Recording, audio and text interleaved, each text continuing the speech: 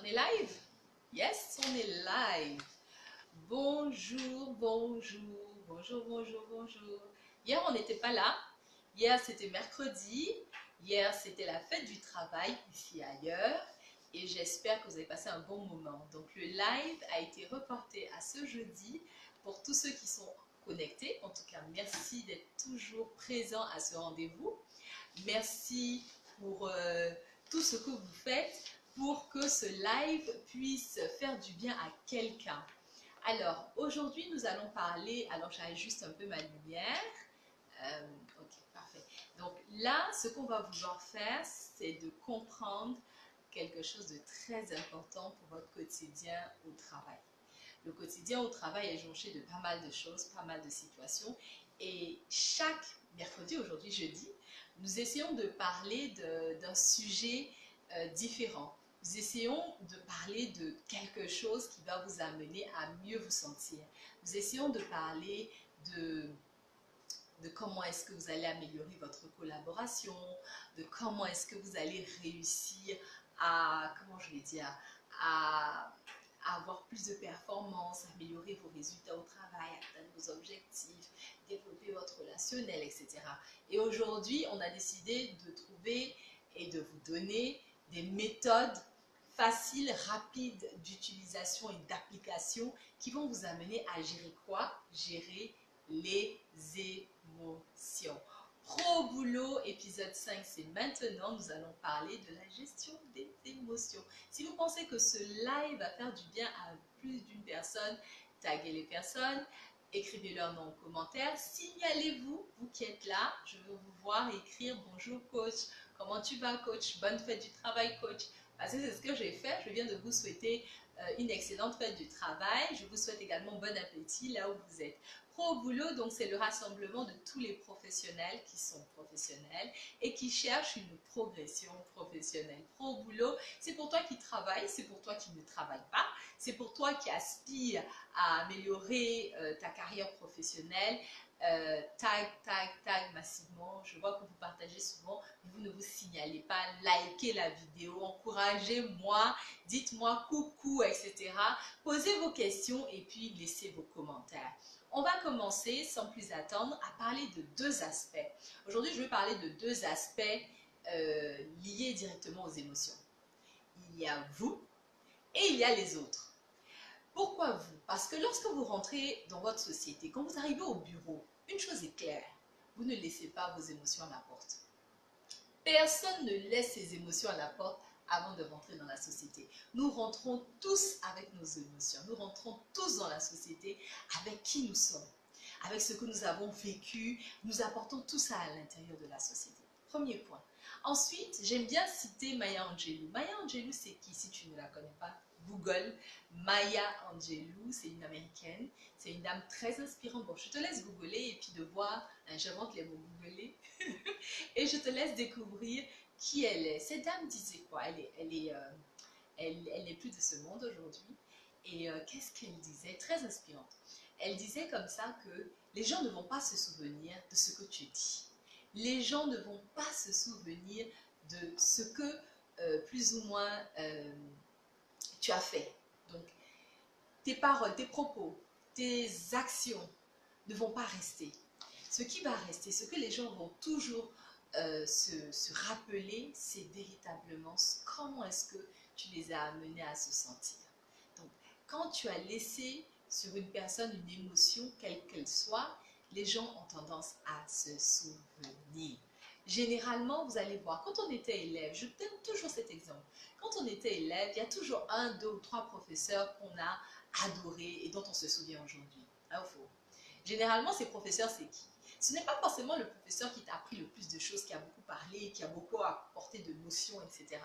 Ce n'est pas forcément le professeur qui avait une manière de travailler, qui était ponctuel. Ce n'est pas forcément ses actions qui t'ont amené à te souvenir. Mais c'est véritablement les émotions qu'il a produites chez toi. Un professeur qui va réussir à faire monter en toi de la confiance, tu vas généralement t'en souvenir.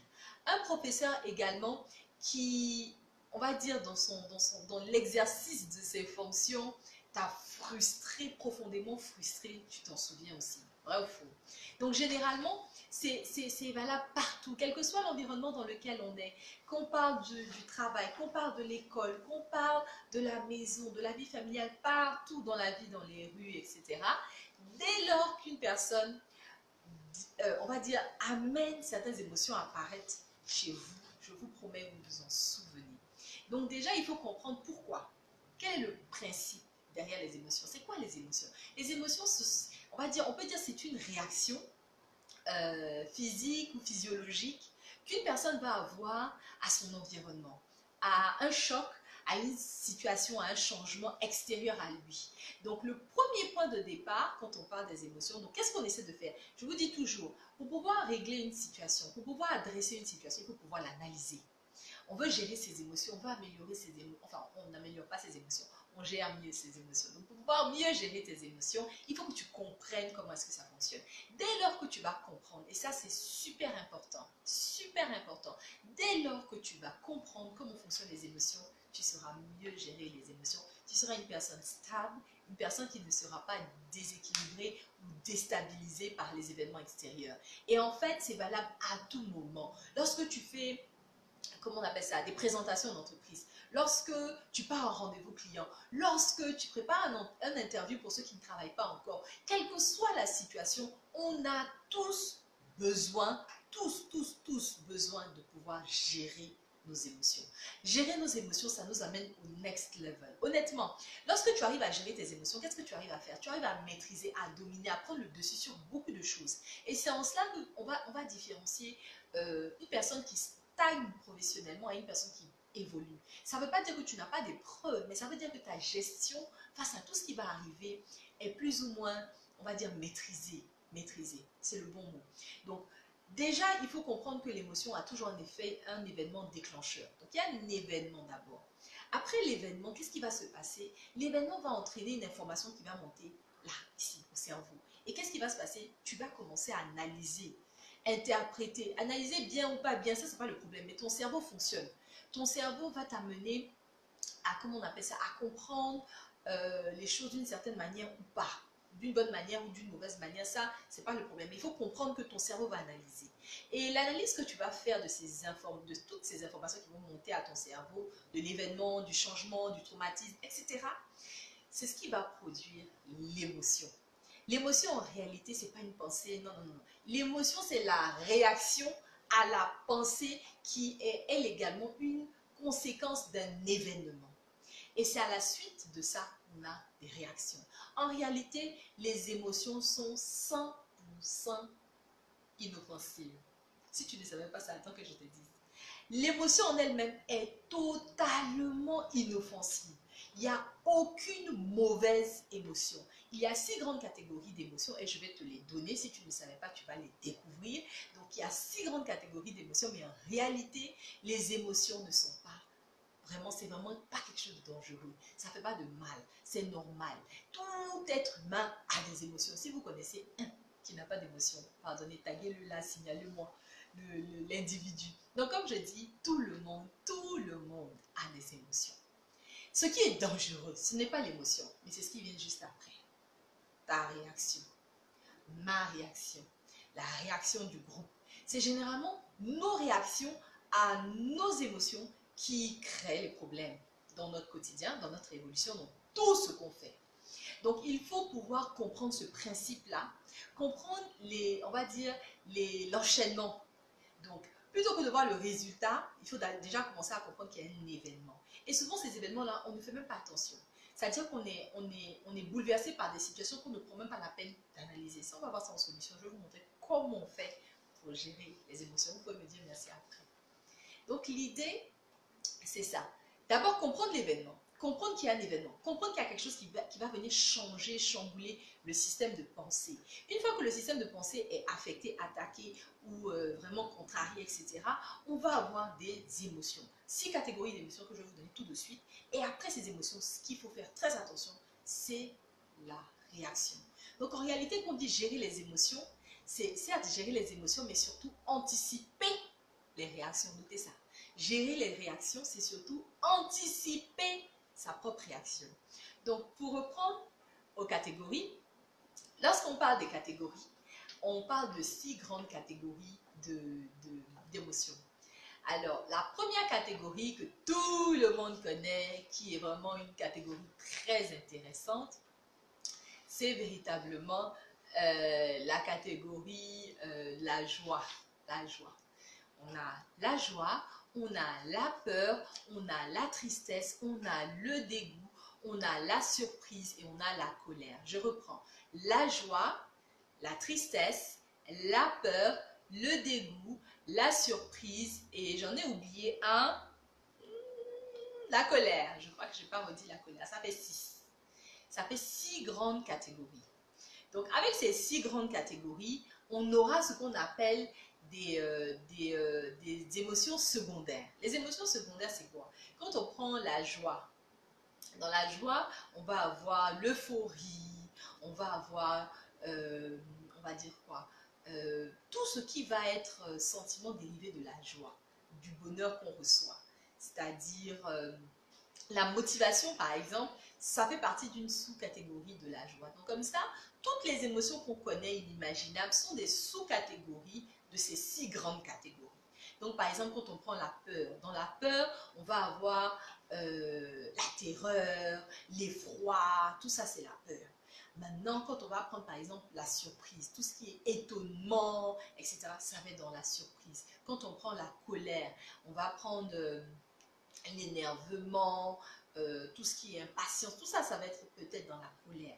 Et puis, et ainsi de suite. Donc, les 6 grandes catégories nous permettent de pouvoir identifier mieux on va dire la phase dans laquelle on est. Donc, si par exemple, le matin, tu t'es levé et que tu es contrarié par rapport à une situation au point de ne même pas vouloir saluer, on va dire, tes collègues et tout ça, tu arrives, c'est peut-être un sentiment dérivé de la colère. Donc en réalité, tu es en colère. Même si toi-même, tu n'arrives pas à dire que tu es en colère, mais parce que tu as quitté la maison, il s'est passé quelque chose avec monsieur et les enfants, ou bien même, je ne sais pas, sur le trajet, le taxi dans lequel tu es monté, ou le bac à le bus. C'est à toi de voir. Analyse, analyse. Quelle que soit la sensation que tu as dans le cœur, c'est forcément, ça découle forcément de ces 6 catégories-là. Arriver à faire un distinguo entre les 6 catégories-là, rattacher ce que tu ressens à une de ces 6 catégories, ça va te permettre de réaliser une chose. C'est-à-dire que souvent, on ne réalise pas qu'on est en colère. Jusqu'à ce qu'on prenne en compte le sentiment qu'on a, l'émotion du moins qu'on a, et réaliser que cette émotion-là est liée directement à de la colère, en réalité. C'est une expression de la colère. Pareil pour la joie. Tout sentiment de bien-être que vous allez ressentir va toujours être rattaché à de la joie. Donc, il y a certaines situations, il y a des gens, on leur demande, non, mais je ne suis pas souvent joyeuse, je ne suis pas une personne joyeuse même comme ça. Mais à chaque fois que tu vas vivre une situation où tu seras un peu, on va dire, positive, contente, heureuse, même pas pour toi, pour d'autres personnes, tu es dans de la joie. Donc ça, c'était juste pour permettre à tout le monde de comprendre les différentes catégories d'émotions et arriver à savoir clairement qu'est-ce qui vous anime, comment est-ce que vous vous sentez. C'est la question, comment est-ce que tu te sens? S'il te plaît, comment est-ce que tu te sens? On ne t'a pas souvent demandé ça probablement, mais je te demande, toi qui es connecté, qui regarde cette vidéo, pose-toi la question. Aujourd'hui, comment est-ce que tu te sens? Personnellement, moi aujourd'hui, je me sens surbookée. Je me sens surbookée. Fatigue, etc. Tout ça, tout ça, tout ça. Donc ça, c'est également un sentiment. Donc c'est on va dire, comment on appelle ça, une émotion secondaire. Et cette émotion secondaire, il faut réussir à la rattacher. Donc à chaque fois, quelle que soit la manière dont tu te sens, il faut pouvoir comprendre. Dès lors que tu vas comprendre, tu vas pouvoir faire le distinguo plus tard. Plus tard, on y arrive. Un autre élément qu'il faut comprendre, c'est qu'on est inégaux. On est inégaux concernant les émotions. C'est-à-dire qu'on ne réagit pas de la même manière aux mêmes stimulations. C'est-à-dire que c'est le même événement pour toi, c'est le même événement pour moi, mais on ne va pas réagir de la même manière. Donc, il ne faut pas chercher à gérer les choses de la même manière. Il faut trouver en fait ce qui te convient toi, ce qui marche avec toi. Donc, c'est-à-dire que on ne peut pas regarder une situation et puis on dit les gens n'ont pas réagi, c'est facile, c'est pas stressant, c'est pas ceci, c'est pas cela, quelle que soit l'émotion. Et puis tu as dit que forcément pour toi ça va se passer comme ça. Ça ne va pas forcément générer la même émotion chez toi. Donc ça, il faut être clair. On est inégaux par rapport aux émotions. Les émotions, c'est inoffensif.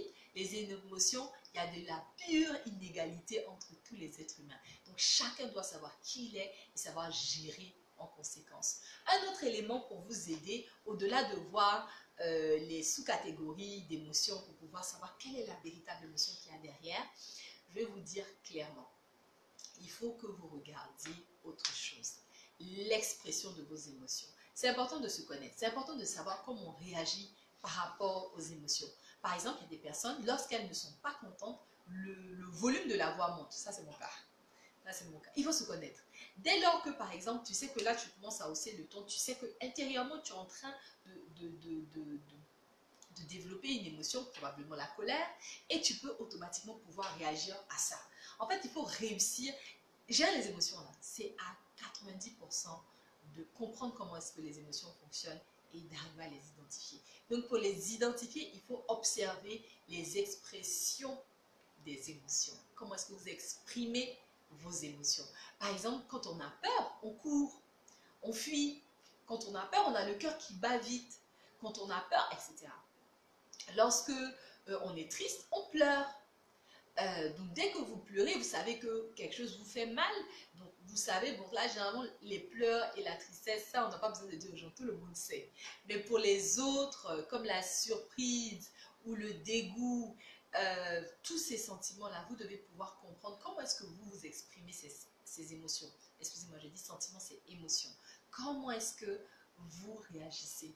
Comment est-ce que vos émotions se manifestent? Il y a des personnes qui ont la main qui devient totalement moite. C'est-à-dire qu'une transpiration telle qu'on a l'impression qu'il y a de l'eau. Moi, je connaissais une personne comme ça. Quand elle était stressée, quand elle était en panique ou elle était en colère, elle était énervée, elle avait la main qui était presque mouillée. Vous pouvez avoir, je ne sais pas, vous pouvez avoir tellement de manifestations des émotions. C'est à vous de vous connaître. Mais pour ça, il faut prendre le temps de se poser la question, comment je me sens? Et enfin, il faut qu'on se donne rapidement des conseils. Comment gérer? J'ai appris aujourd'hui, grâce à coach, à comprendre mes émotions. Le son n'est pas au top. Oh, je suis désolée. Je suis désolée. Excellence, Lynn. J'espère que tu m'entends. J'espère que tu vas entendre au moins la fin. En tout cas, merci de te signaler. Merci d'être là. Merci d'encourager les First Ladies et le live pro au boulot, le live hebdomadaire, les épisodes pour les professionnels au bureau. Donc, comme je disais, pour finir, une fois que vous savez identifier, on va dire, vos émotions, vous pouvez faire une chose très simple, mais c'est super important. Vous pouvez écrire vos émotions. Vous les identifiez, vous les listez et surtout vous expliquez leur manifestation. Dès lors que vous savez plus ou moins quel est l'événement qui a déclenché quelle émotion et comment est-ce que ça s'est manifesté, vous pouvez faire deux choses. La première, c'est d'éviter toute situation similaire, c'est-à-dire dans la mesure du possible, ne plus vous retrouver dans une telle situation dans la mesure du possible, parce que la plupart du temps ce n'est pas possible, mais dans la mesure du possible, ne plus jamais vous retrouver dans une telle situation. C'est-à-dire que si par exemple une réflexion de votre collègue ou de votre patron vous a totalement dérouté, déstabilisé, découragé, vous savez que qu'est-ce qui s'est passé? La manière dont vous avez analysé les commentaires de votre patron est directement liée à un événement, un travail non rendu, non fait dans les délais. D'accord, on a parlé des délais. Donc, par exemple, vous savez que ne pas travailler dans vos délais va emmener tel propos de votre patron. Donc, normalement, vous ne devez plus vous retrouver dans telle situation pour ne pas vivre les émotions que vous vivez actuellement. Donc, ce n'est pas juste les autres doivent changer, je vis mal mes émotions. Les émotions, pour en sortir, il faut avoir une démarche responsable. Il faut avoir une démarche responsable. Soyez responsable de vos émotions.